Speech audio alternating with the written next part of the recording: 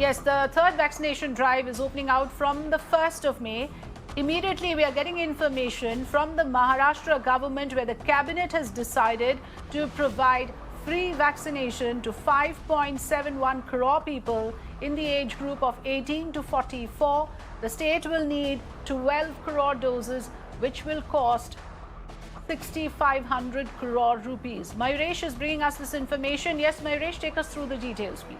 Absolutely, the Maharashtra cabinet is basically decided to give a free vaccine between the age group of 18 to 44. And for that, Maharashtra government has to bear a cost of rupees 6,500 crores. But the big issue is here about the supply, that who is going to supply the 12 crore vaccines which Maharashtra government wants. Because we have been given to understand that Maharashtra government was in touch with the Sputnik, but they are yet to get a reply from the Sputnik. The Serum Institute has said that before 20th of May, they won't be able to give the vaccine which Maharashtra requires. Now, it is interesting to see that who is going to supply that much vaccine. Now, the Maharashtra government has taken this decision, but yes, everything depends on the supply of the vaccine. Back to you. Yes, it is one thing to announce that vaccination will be done free of cost, but it's quite another now to ensure that there are stocks actually available to conduct this vaccination process. In fact, that is the issue that we are going to be focusing on right now. Thanks, Mayuresh, for joining us. Just 3 days left for the expansion of the drive, which it looks like from the immediate circumstances that the whole process can actually get delayed by 3 weeks. And we are going by the figures that are being announced by vaccine makers, who are telling us that they do not have stocks to deliver to the states as per their demands by the 1st of May. At least 3 states now, Rajasthan, Maharashtra and Chhattisgarh, have said that they failed to procure fresh stocks after the manufacturers have informed them that they do not have availability of vaccines to cater to the 1st of May deadline. They're saying that they can give them stocks and supplies going from 15th May onwards. But to start the third vaccination program, which opens out to all age groups above 18 years, vaccine manufacturers have said that the supplies are not enough to cater to the demand of the states. The centre has informed the states, therefore, earlier, of course, the procurement policy itself was changed, where the centre has decided that of all the total manufactured vaccines, half of it will go to the centre, the other half, the states are free to procure on their own. Therefore, the states have to now take responsibility for this. The concerns that have been raised by states is what we are going to highlight here. 3 states have written to Serum Institute and Bharat Biotech seeking fresh stocks. The makers have said that they do not have stocks available immediately. Serum Institute has informed Maharashtra that stocks will be available from the 20th of May. Similarly, Rajasthan and Chhattisgarh have also been informed by the vaccine makers that for the age group of 18 to 45, they can only make stocks available by the 15th of May. So what happens then to the drive that has been announced from the 1st of May? Will there be a delay? Is there any other way that the stocks can be replenished? Let's, in fact, go across to the guests this afternoon joining me here on The Big Story. Tuhin Sinha, author and leader of the BJP, and Anshul Avijit, national spokesperson of the Congress. Thank you, gentlemen, for joining us here on The Big Story.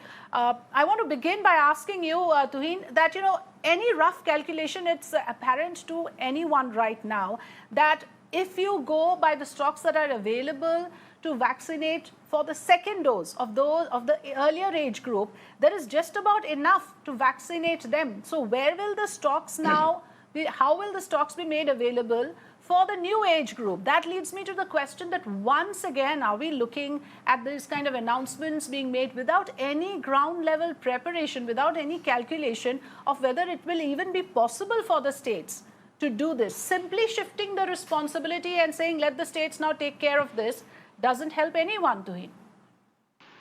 Frida, as we have this discussion, we are minutes away from opening up probably the biggest, in fact, the biggest vaccination drive, which would mean about 33% of our population, roughly amounting to 45 crore population, would be eligible for this drive, which was never going to be an easy process. And this, in fact, only vindicates the universal vaccination process, prioritized access vaccination process, which we had been following since January, and which we would have still followed had it not been for the sudden escalation of the virus in the last few weeks. Now, while I do understand that there are concerns about the availability, and the first few days or possibly the first 10 days might go in sorting out those glitches, I think we also need to factor in at least three reasons which have contributed to this massive backlog. Even among the 60 plus population, less than 45% of the people have taken their first jab. In the 45 plus age group, in the last 1 month, less than 25% of the people have taken their first jab. And this has been fueled partly by certain, I'm not even mentioning the Shashi Tharoors and the Akhilesh Yadavs who have been making absurd statements, but at least we have on record a fact that the Chhattisgarh government till March was not even taking Covax, was not even accepting Covaxin. Today, Covaxin is being regarded, after all the studies, as one of the best vaccines. So this backlog is somewhere contributed by mismanagement, or some amount of ill intent by certain state governments. In Maharashtra, I'm giving you an example. On Sunday evening, the BMC made an announcement that 1.5 lakh new doses have been procured. But starting the very next day, which is Tuesday morning, most of the centers were, having very erratic supply, except for the BMC, except for the BKC Jumbo Center. So if 10% vaccine doses have been wasted on an average, and I'm not saying this only, of Maharashtra government, those 10% vaccine doses would have, on an average, vaccinated more than 15 lakh people on an average in the big. I get your point. You're talking about underutilization, you're talking about wastage, you're talking about apprehension over one vaccine over the other. All of those issues have been discussed. Right now, we are looking at the immediate situation of the shortage of supplies. I'll go across to Anshul. We have some breaking news coming in. Let's first play it.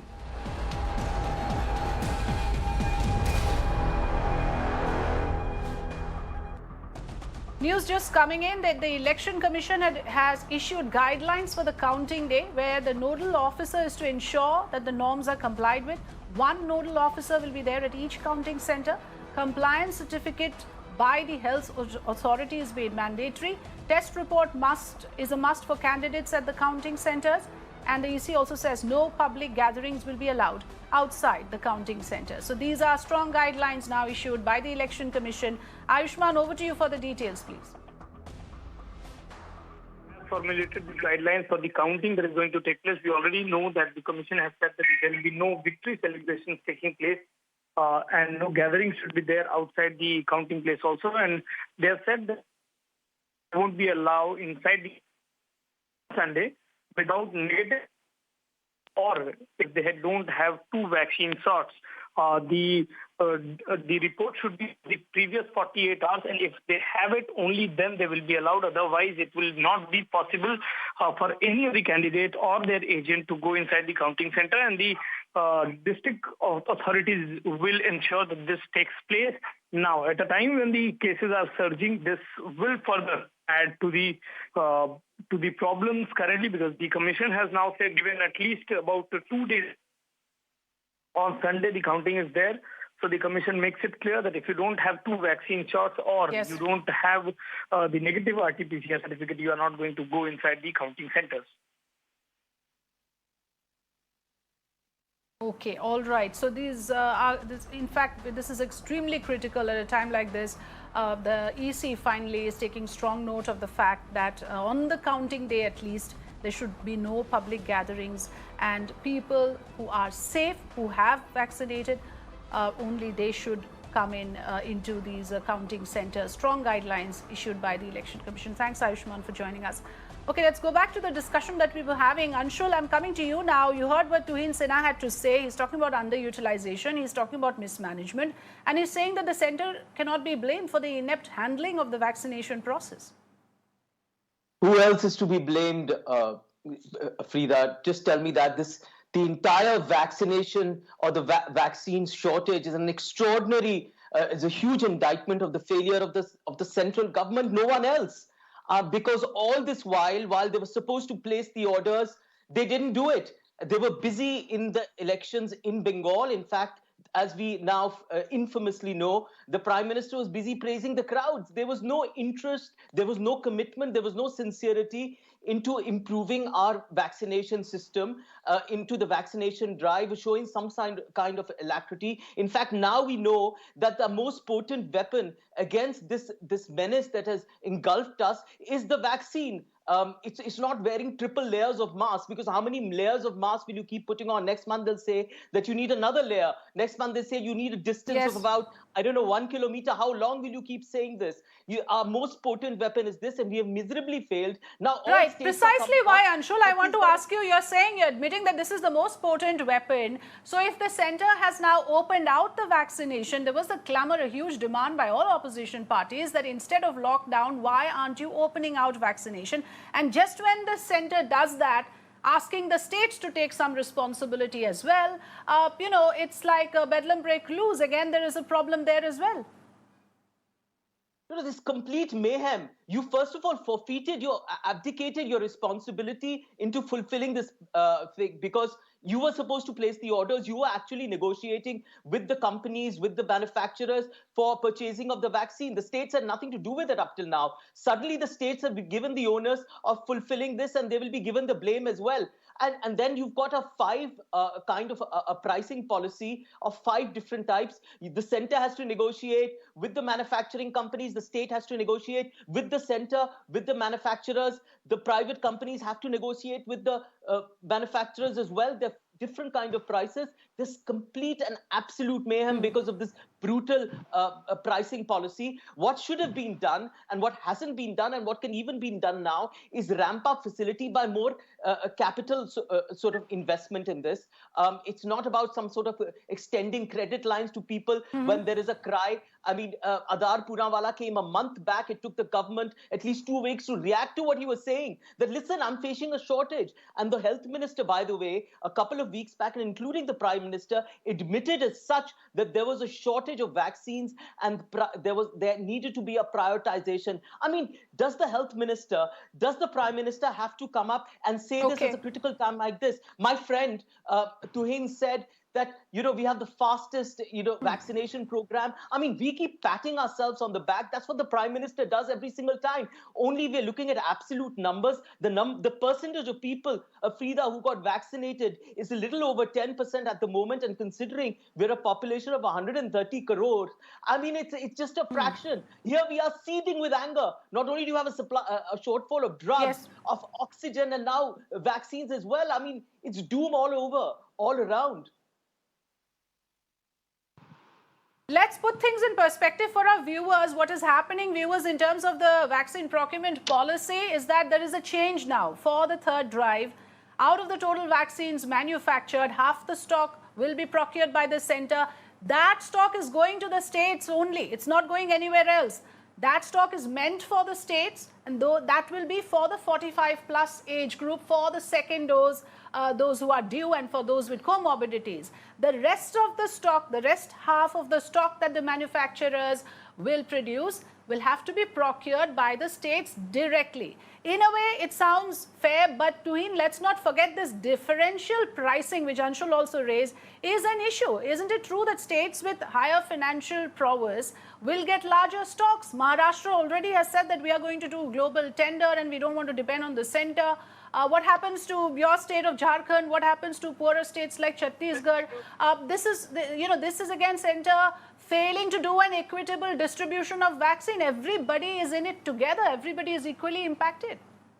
If you ask me, pricing should be a non-issue at this point of time, because any which way, at least 9 or 10 state governments, you might have the latest update of how many state governments have actually declared free vaccination for all. And then when you think of it, in all the government hospitals, the vaccine would still be given free. But the point is that for that scalability to go I was talking about inequitable distribution. Some states will get access to larger stocks, others may be deprived. That was the point I was making. An assumption. The center would be equipped to take over. The center is, taking stock on a daily basis. So for a smaller state, a poorer state, in fact, when have state governments been worried about fiscal prudence? Most of the state governments have been overspending. So I think that is an assumption at this stage. The center would any which way step in the moment it sees a recalcitrant state government. But you need to understand over here that till about mid-March, situation was very different. In fact, in the first week of February, if I remember correctly, UP, there was a day when UP had not recorded a single death. So the situation was very different. The vaccine hesitancy, in as much as we may condemn it at this point of time, was being encouraged by several quarters. And that needs to be called out. Even till date, I don't want to make this a political argument, but can the Gandhi family even confirm or deny whether they have taken vaccine? They don't do that. So when have they, in the last few weeks when situation went out of control, they all, came up with these statements that vaccination is the only way. But till about March end, we have it on record that certain state governments, which includes Punjab and which includes... Okay, let Anshul respond to that. Anshul, is there a sense that some of your leaders are discouraging the process of vaccination, raising doubts over their efficacy, and therefore in the very initial stages, you created this sense of fear and apprehension and doubt around the vaccines? Vaccine hesitancy, if it was there, then it should account for a surplus of vaccines. Why should now governments say, why should manufacturers say that there is actually a shortfall? It means that people weren't taking it. There were certain doubts that were expressed much before in January, and we know the reasons for that, Afrida. We know the reasons that there were certain protocols that were bypassed, and everyone spoke about that. I don't want to go into that because that is petty political point scoring, which my friend, I don't know why he referred to that. I mean, it makes no sense on all accounts why there is a vaccine shortage in this country. I mean, he has failed to answer that question. That's a limited point here that we're trying to make. Why should there should be such a limited supply? Why didn't the government anticipate this kind of shortfall? They knew that they had to vaccinate 130 crore people in February. This was there in last year as well. Why did they not anticipate it, regardless of the second wave? You know you were going to do it. And you were going to do it as quickly as possible. It's complete and so in terms of the stocks available, Anshul, since you brought it up, yes. So as per government data, 3.4 crore people will be eligible for the second dose from the 1st of May. I mean, I'm just underlining why we are discussing this with this kind of urgency is the fact that the stocks are limited and the stocks are depleting. 3.4 crore will be eligible for the second dose from the 1st of May. The total doses available as per the health minister, as per the records of the government declared on the 8th of April, 4.3 crore were in the pipeline. Now, all of it apparently has been used. India has already administered 4.45 crore doses. That implies that this stock mentioned by the Union Health Minister on the 8th of April is completely gone. Now, let's look at the stock that is coming in. The combined monthly manufacturing capacity of both Serum Institute and Bharat Biotech stands at 7.5 crores per month. At this rate, doses manufactured between this period from the 8th of April to the 1st of May would be somewhere around 5.5 crores. So that's the situation, Tuhin. Now, this is there in public domain. Anybody can see this. So just to declare the process of immunization open without having stocks makes no sense. No, see, Afrida, you need to factor in this is a novel coronavirus, and while we should have referred to the epidemic of 1918 to remember that there would be second or third phases, even if you consider your state of Assam, when you went there in March, did you see any preparedness? I mean, because people generally believe that the worst was over, which is a mistake. I'm accepting that is a collective mistake of central government and of state governments. But then at this point, you are constantly referring to surge in cases owing to violation of COVID protocols. That is one aspect. We are now discussing the remedies, and the biggest remedy right now in our hands is the vaccination. Why are we looking like we are underprepared for this? We have already claimed that we are the global pharmacy. Why are we in this position today? No, we scaled up to the level we were required to scale up. From the first week of May, the stocks of Sputnik will be coming on, and within a month, hopefully, America would be releasing its surplus stocks. So all of that is being taken care of. The only point which I was trying to make was that there are several states which till February believed that they would not see another wave of coronavirus because it was largely restricted to Maharashtra, which unfortunately in the last 1 year has never been out of the woods, and Kerala till February. It was only a very sudden escalation. There were many states, if you actually travel deep into the country, there were many states, local administrations which believed that the worst was over and the sudden spurt would not happen, which is an error of judgment in hindsight. What does that have to do with vaccine production, Tuhin? I simply No, whether fail you to believe the understand. worst were over I or find not, it a state- yes, the vaccination is a different aspect. Yes, Anshul, tell us also about whether this bickering is not going to help anyone. The people of this country are looking for a collaborative effort by the center and the state. Where is the coordination, and how does it help to blame the center? Why aren't the states making an effort to actually find a way to put the heads together? The Prime Minister, in all fairness, have held enough high-level meetings with officials from across the states to find an amicable solution. Why is that not possible? Why must one always try and score political points, try to expose the Prime Minister? How will that help people? No, that's exactly my point. The meetings that the Prime Minister has held, and that he's held them time and again ever since this pandemic broke, are just a complete eyewash, because every time the chief ministers of various states have a demand, and particularly in the opposition states, they're completely dismissed and bypassed. I mean, there are enough examples of people coming out and said, Amrinder Singh said that give me the chance to make oxygen plants in Punjab.